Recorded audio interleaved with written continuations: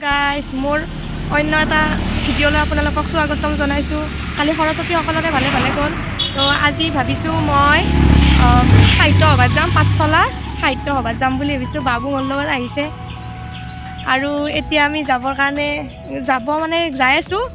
আধাতে ৰখি কিনে এতিয়া ভিডিঅ' বনাব ধৰিছোঁ, ঘৰত বনোৱা নাই আৰু তেলো ভৰাই ল'লোঁ স্কুটিখনত।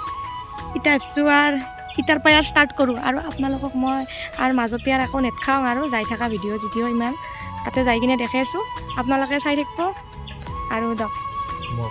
আমি এতিয়া চামতা পাৰ হৈ আহি আছোঁ। আমাৰ ঘৰৰ পৰা 40 কিলোমিটাৰমান হ'ব। আমি এতিয়া 27 কিলোমিটাৰমান আৰু যাব বাকী আছে। গাইজ আমি সৰ্থেবাৰী পাৰ হ'লোঁ। আমি যাই আছোঁ ৰ'ব, আৰু কেইমিনিট আছে? 43 মিনিট আৰু 43 মিনিট আছে। 21 কিলোমিটাৰ আছে। 21 কিলোমিটাৰ আছে আৰু আমি যাই পোৱাৰ পিছত যাই পাম। বলক বলক আপুনি যাই লওঁ। বাবুৰ গাড়ীখন পাৰ্কিং কৰি থৈ দিলাক গাইজ, 50 টকা লৈছে গাইজ। তো গাইজ ফাইনেলি আহি গ'লোঁ পাঠশালা বজালি। তো দেখুৱাই আছোঁ চবখিনি চাই থাকক।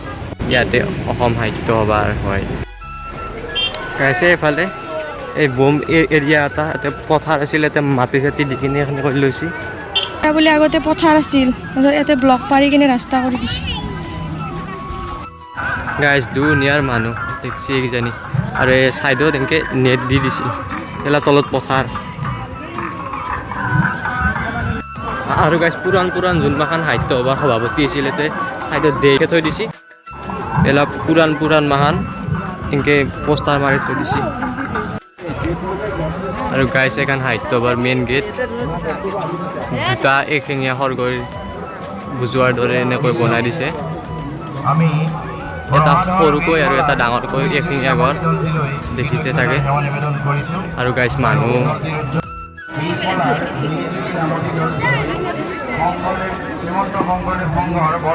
গাইজ বৰ্তমান গেটৰে প্ৰৱেশ কৰি দিলোঁ আৰু এইখনেই সাহিত্য সভা।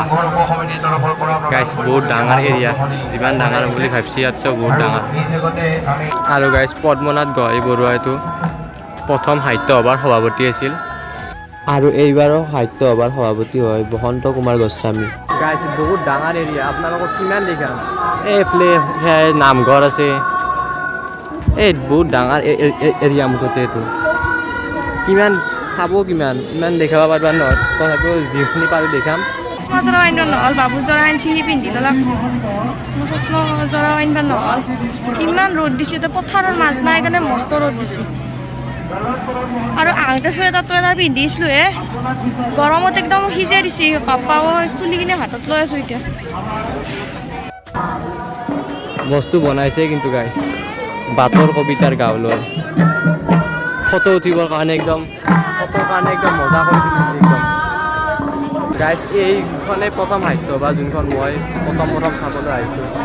আৰু এইখন আগত গ্ৰন্থমেলা আছে, এনেকৈ বহুত আছে, বাণিজ্য মেলাও আছে আগত দেখি আছোঁ। বলক গ্ৰন্থমেলাত সোমাই দিলোঁ। এই দুনিয়াৰ মানুহ। আৰু গাইজ সোমাৰ লগে লগে মোবাইল চোবাইল ভিতৰত সোমাই থবা দিছে, কিন্তু মোবাইল চোবাইল ভিতৰত নোসোমাই কিনে ভিডিঅ' কৰিছোঁ আৰু হ'ব। এই সেইফালেও এনেকৈ বহুতখিনি আছে, এইফালেও এনেকৈ চুৰ আছে, পকেট মাৰিব। সেইকাৰণে মোবাইল চোবাইল সাৱধানকৈ লৈছোঁ। সেইকাৰণে গোটাই ভিতৰলৈকে আৰু গ্ৰন্থমেলাৰ ভিতৰত আৰু সোমাই নিদিলোঁ। তো গাইজ প্ৰদৰ্শনী সাহিত্য সভাৰ, তো বলকচোন কি প্ৰদৰ্শন কৰিছে চাই আৰু। ইমান দিনে জাপিটো দেখি আছিলোঁ, আজি ফাইনেলি জাপিটো দেখিলোঁ।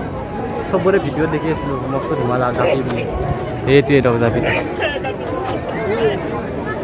জাপিটো এটা এনেকুৱা হিচাপত বনোৱা হৈছে গাইজ, যে যোৱাবাৰ 1970 চনত সাহিত্য সভাটো অনুষ্ঠিত হৈছিল। সেই অনুযায়ী জাপিটো 87 ফুট দীঘলকৈ বনাইছে। জাপিটোৰ তলত বাঁহ চাহ দি থৈ দিছে এনেকৈ, আৰু এইটোৱে জাপি। সত্যদেৱ ক্ষেত্ৰত নিৰ্মিত বিশ্বৰ সৰ্ববৃহৎ জাপি। মস্ত ৰ'দ, চশমাযোৰ পিন্ধি ল'লোঁ ৰ'ব। এই জাপিটোৰ তলতে আছোঁ, জাপিটোত সেইফালে যাবা নেদে কিজানি, ভিতৰে যাবা নেদে, নাইবা জাপিটো তলে পৰিব না কোনোবা কিবা লাৰিলি। তো গাইজ যাই আছোঁ, চাই থাকক। এই মস্ত ৰ'দ গাইজ, এইফালেও এলা বলকচোন চাই আহোঁ। কিবা প্ৰদৰ্শনী এখন ভাৰতীয় বায়ুসেনাৰ আৰ্হিমূলক বিমান প্ৰদৰ্শন। গাইছ ইয়াতে বিমান সেনাৰ কিবা কিবি প্ৰদৰ্শন কৰি আছে, বলকচোন চাই আহোঁ। গাইছ এনেকৈ NCCৰ ল'ৰাবোৰে প্ৰদৰ্শন কৰিছে। গাইছ ইয়াতে বহুত বস্তু প্ৰদৰ্শন কৰিছে, কিন্তু দেখুৱাবলৈ সম্ভৱ নহ'ব। বহুত বস্তু আছে কিন্তু দেখাব সম্ভৱ নহ'ব, নহ'লেবা আজি আমি ঘৰক যায়েই নাপাম। এইফালে দেখিছে ভাৰতীয় মৰাপাট নিগম। মুঠতে বিজনেছ কম, প্ৰদৰ্শন বেছি। গাইছ আহি এটা ভাল বস্তু দেখিলোঁ, একদমেই অল্ড মডেলৰ এখন গাড়ী এনেকৈ প্ৰদৰ্শন কৰি থৈ দিছে। গাড়ীখন গাইছ আগফালৰ পৰা চাই লওক। আৰু গাইছ এইকেইদিনৰ কাৰণে ইয়াতে বেংকৰ শাখাই বহাই থৈ দিছে গাইছ। এই চেণ্ট্ৰেল বেংক অফ ইণ্ডিয়া, এইফালে বহুত আছে, এইফালে ষ্টেট বেংকো আছে এইফালে। আৰু এইটো বঙাইগাঁও শোধানাগৰ এনেকৈ প্ৰদৰ্শন কৰি থৈ দিছে। ট্ৰেক্টৰৰ ওপৰত বঙাইগাঁও শোধানাগাৰ থৈ দিছে উঠি কিনে। গাইছ এই পাঠশালা সাহিত্য সভাত সাহিত্যৰ অভাৱ নাই, চব আৰ্ট। এই খানাৰ আগত বিজ্ঞান মেলাটো কিবা কিবি প্ৰদৰ্শন কৰি আছে, বলকচোন চাই আহোঁ। কিবা কিবি অদ্ভুত বস্তু আছে বোলে। বিজ্ঞান মেলা পালোঁ, এতিয়া বিজ্ঞান মেলাৰ ভিতৰত কি আছে চাই আহোঁ। ইয়াতে গাইছ গুৱাহাটী বিশ্ববিদ্যালয়ৰ কিছুমান প্ৰদৰ্শন কৰিছে। আমিও গাইছ গুৱাহাটী বিশ্ববিদ্যালয়ৰ ভিতৰতে পঢ়োঁ, যি কি নহওক নলবাৰী কমাৰ্চ কলেজ হ'লেও। গাইছ এইটো একুৰিয়াম।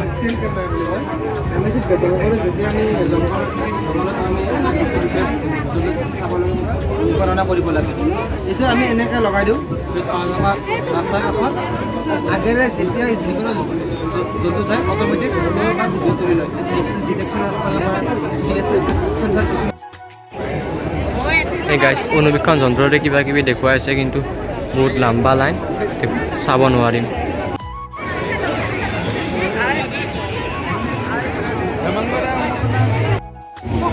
গাইছ চন্দ্ৰত যে লেণ্ড কৰিছিল এইবিলাক এনেকৈ প্ৰদৰ্শন কৰিছে। চন্দ্ৰায়ন 3 যেনেকৈ লেণ্ড কৰিছিল, লেণ্ড কৰা এইটো এনেকৈ বহুত বৈজ্ঞানিক কিছুমান বস্তু প্ৰদৰ্শন কৰিছে। এই আগৰ ফালেও আছে ৰকেট।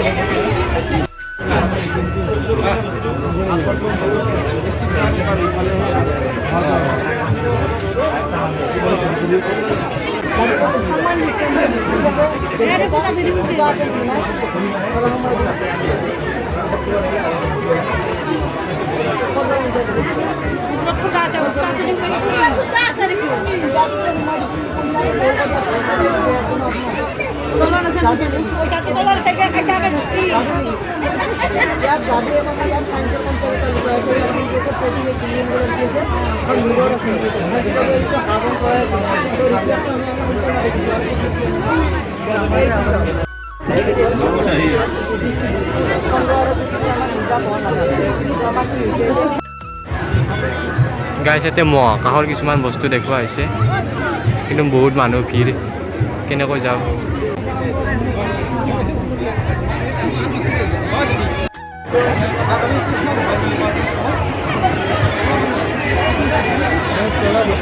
এইটো দুটা মূৰ থকা শিশু এটাৰ ডেড বডি, আৰু ইয়াৰ বয়স প্ৰায় 49 বছৰ হ'ল। ওপৰত চনটো লিখাই আছে।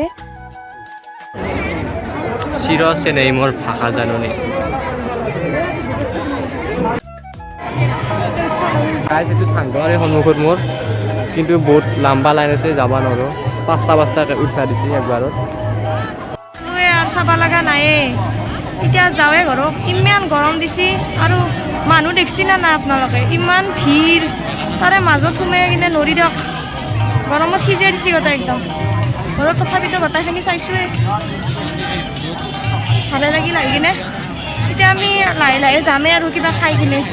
গাইছ মেলাখন বস্তু ডাঙৰ মেলা, কিন্তু চব দেখাটো সম্ভৱ নহ'ব। যিখিনি একদম ইম্পৰ্টেণ্ট বস্তু এখন হেৰাই গৈছোঁ, কিন্তু চব দেখালি এই ৰ'দত গাইছ। আৰু এইখন বজালি হাট, ইয়াৰ ভিতৰত কিছুমান গছ প্ৰদৰ্শন কৰিছে।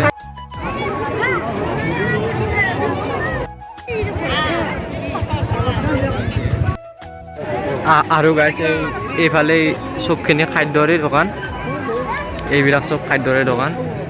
আমি এতিয়া এটা পৰঠা খাই ল'লোঁ আৰু বাইদেউ ৰোল খাই ল'লে।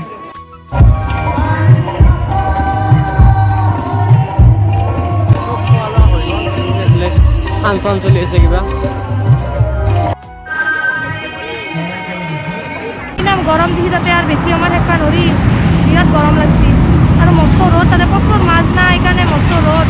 সেইকাৰণে কি কৰিলোঁ, সোনকালে গুচি আহিলোঁ। দূৰতো ঘৰ, ইমান সময় থাকিব নোৱাৰি, ৰাতি বেছি ভাল লাগিল হয়, সেইকাৰণে গুচি আহিলোঁ। দি কলা লমপেণ্ট বগা হৈ গৈছি আৰু মোৰ মুখখন কেনে হ'ব লাগিব চিন্তা কৰকচোন। কলা লমপেণ্ট বগা হৈছি, মোৰ মুখ আৰু কেনে হ'ব লাগিব ভাবকচোন। এইটো নিপিন্ধিলেও নহয় গাইছ, মাথাটো দাঙিব নোৱাৰা দক দাং দক পিন্ধি লওঁ। আৰু আপোনালোককনো আৰু কিমান দেখা দেখিমে ভিডিঅ' কৰি থাকিম, ৰাস্তা এতিয়া ঘৰতে যাম যিহেতু ভিডিঅ'টো শেষ কৰোঁ দক। আজিলৈ বাই বাই, নেক্সট ব্লগত আপোনালোকক লগ পাম। আৰু যদি ভিডিঅ'টো চাই ভাল পাইছে, লাইক এটা কৰি দিব, কমেণ্ট এটা কৰি দিব আৰু শ্বেয়াৰ কৰি দিব। আৰু আপোনালোকৰ কাৰণে ইমান কষ্ট কৰি 5 লাখ লাগি ভিডিঅ' কৰিব আহিছোঁ, আপোনালোকে চাব ভিডিঅ'টো। ধন্যবাদ।